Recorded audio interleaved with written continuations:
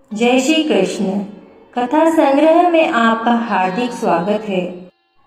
सभी भक्तजनों को प्रथम नवरात्रि की हार्दिक शुभकामनाएं। नवरात्रि का यह पावन पर्व माँ के दिव्य स्वरूपों की आराधना का पर्व है। आज हम प्रथम दिन माँ शैलपुत्री की कथा का श्रवण करेंगे। माँ शैलपुत्री, जिन्हें पर्वतराज हिमालय की पुत्री होने के कारण शैलपुत्री कहा गया, उनका स्वरूप अत्यंत शांत, सौम्य और दिव्य है। माँ शैलपुत्री के एक हाथ में त्रिशूल और दूसरे हाथ में कमल का पुष्प शोभायमान है। नंदी बेल पर सवार माँ शैलपुत्री को वृषाड़ा और उमा के नाम से भी जाना जाता है। माँ शैलपुत्री के विषय में जानने से पहले उनके पुनर्जन्म की कथा सुनना अत्यंत आवश्यक है। दक्ष प्रजापति ब्रह्मा जी के मानस पुत्र थे और उनकी कई पुत्रियां थीं। सभी पुत्रियां गुणवती थीं, लेकिन दक्ष प्रजापति चाहते थे उनके घर में एक ऐसी पुत्री का जन्म हो जो सर्वगुण शक्ति संपन्न हो, सर्व विजय हो। तब प्रजापति दक्ष एक ऐसी ही पुत्री की चाह के लिए कठिन तप करने लगे। तप करते करते कई दिन बीत गए। तब भगवती आद्या ने प्रसन्न होकर कहा, हे राजन, मैं तुम्हारे तप से प्रसन्न हूँ। मैं स्वयं तुम्हारी पुत्री के रूप में जन्म लूंगी। मेरा नाम उस समय सती होगा। मैं सती के रूप में जन्म लेकर अपनी लीलाओं का विस्तार करूंगी। और इस प्रकार भगवती आद्या ने सती रूप में दक्ष प्रजापति के यहाँ जन्म लिया। देवी सती प्रजापति दक्ष की सभी पुत्रियों में अलौकिक थी। उन्होंने बचपन में ही कई ऐसे अलौकिक कृत्य कर दिखाए थे जिन्हें देखकर स्वयं दक्ष प्रजापति भी आश्चर्यचकित होते थे। जब सती विवाह योग्य हो गई तो दक्ष को उनके विवाह के लिए वर ढूंढने की चिंता हुई, तो उन्होंने श्री ब्रह्मा जी से संपर्क किया। ब्रह्मा जी ने कहा, देवी सती आद्या का अवतार है और आद्या आदि शक्ति और शिव आदि पुरुष हैं। इसलिए सती के विवाह के लिए शिव ही योग्य है और उचित भी है। तब प्रजापति दक्ष ने ब्रह्मा जी की बात मानकर देवी सती का विवाह भगवान शिव के साथ कर दिया। अब देवी सती कैलाश पर्वत पर जाकर भगवान शिव के साथ रहने लगी। हालांकि भगवान शिव दक्ष प्रजापति के दामाद थे, फिर भी एक ऐसी घटना घटित हुई जिसके कारण दक्ष के हृदय में भगवान शिव के प्रति वैर और विरोध उत्पन्न हो गया। वह घटना कुछ इस प्रकार थी कि एक बार ब्रह्मा जी ने धर्म के निरूपण के लिए एक विशाल सभा का आयोजन किया। सभी बड़े बड़े देवता सभा में एकत्रित थे। भगवान शिव भी एक और ध्यान में मग्न बैठे हुए थे। सभा मंडल में प्रजापति दक्ष का आगमन हुआ।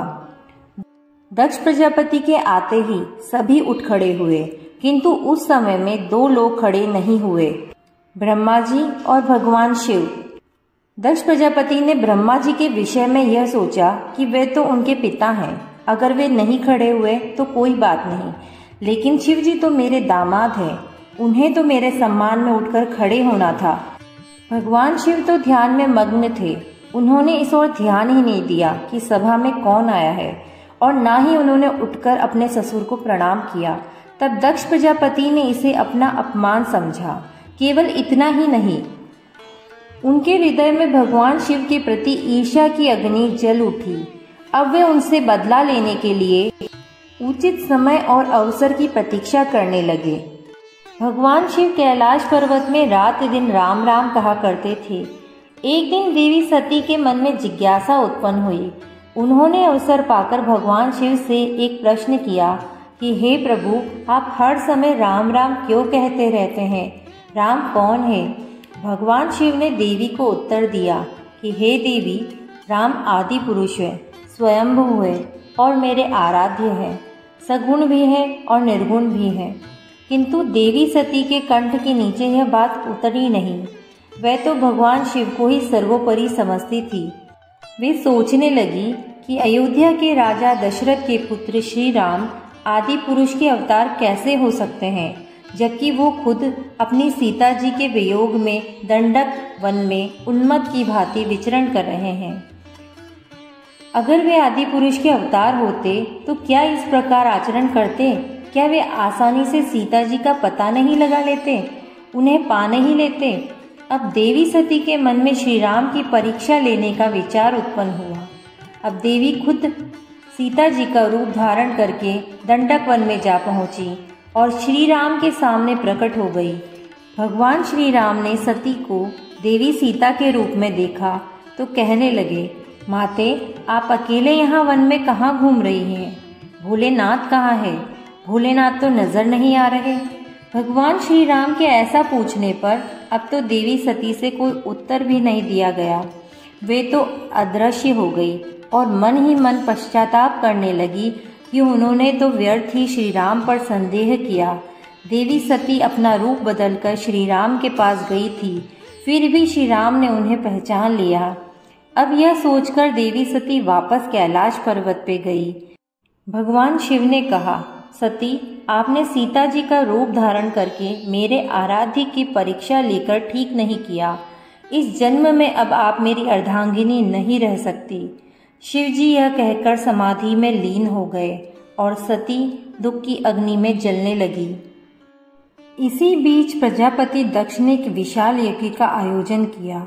उन्होंने सभी देवताओं और ऋषियों को आमंत्रित किया, किंतु शिवजी को निमंत्रण नहीं भेजा क्योंकि उनके मन में शिवजी के प्रति ईर्ष्या भरी थी। कैलाश पर्वत पर जब देवी सती को यह पता चला कि उनके पिता बहुत बड़ा यज्ञ कर रहे हैं तो उनका मन भी यज्ञ में सम्मिलित होने के लिए मचल उठा। उसी समय आकाश मार्ग से कई विमान उनके पिता के यहाँ होने वाले यज्ञ में जाते हुए दिखाई पड़े। देवी सती ने उन विमानों को देखकर भगवान शिव से पूछा कि प्रभु, ये सभी विमान किसके हैं और कहाँ जा रहे हैं? उन्हें बताया कि आपके पिता ने एक यज्ञ की रचना की है। देवता और देवांगना इन विमानों में बैठकर उसी यज्ञ में सम्मिलित होने के लिए जा रहे हैं।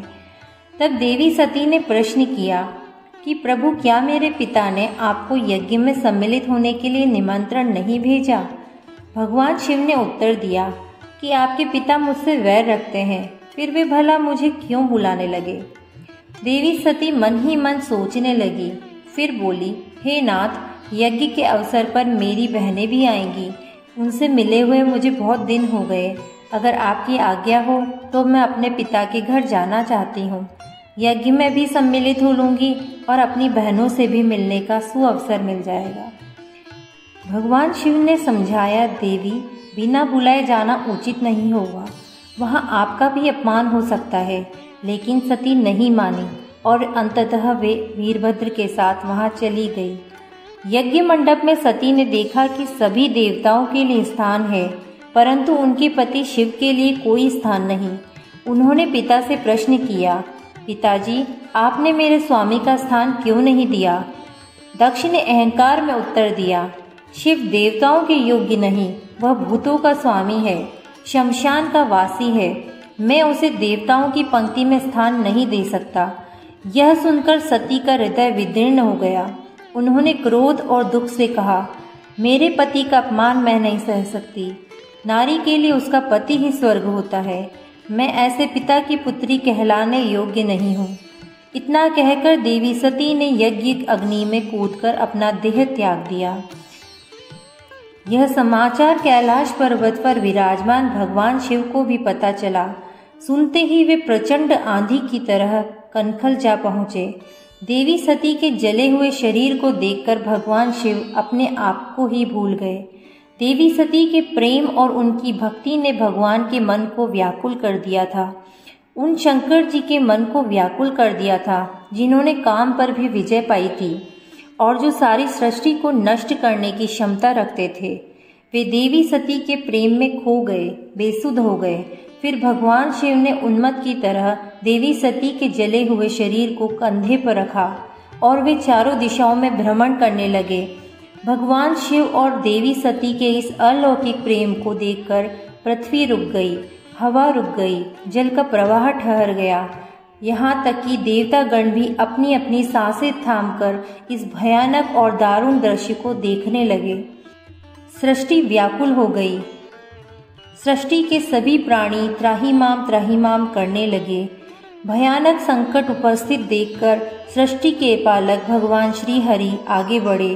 वे भगवान शिव की बेसुधी में अपने चक्र से देवी सती के एक एक अंग को काटकर गिराने लगे।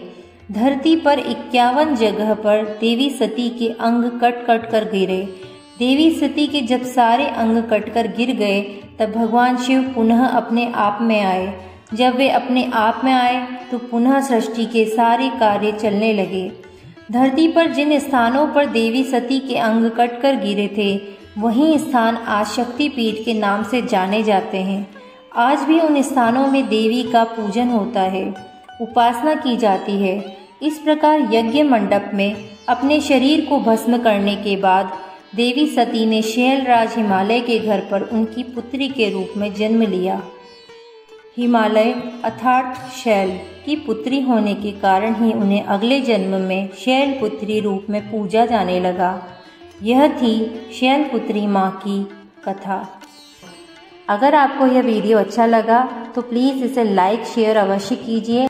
यदि आप मेरे चैनल पर नए हैं तो चैनल को सब्सक्राइब करना ना भूलें। साथ ही बेल आइकन को भी दबाएं जिससे मेरे आने वाले नए वीडियो के नोटिफिकेशंस आपको तुरंत मिल जाएं। जय श्री कृष्ण।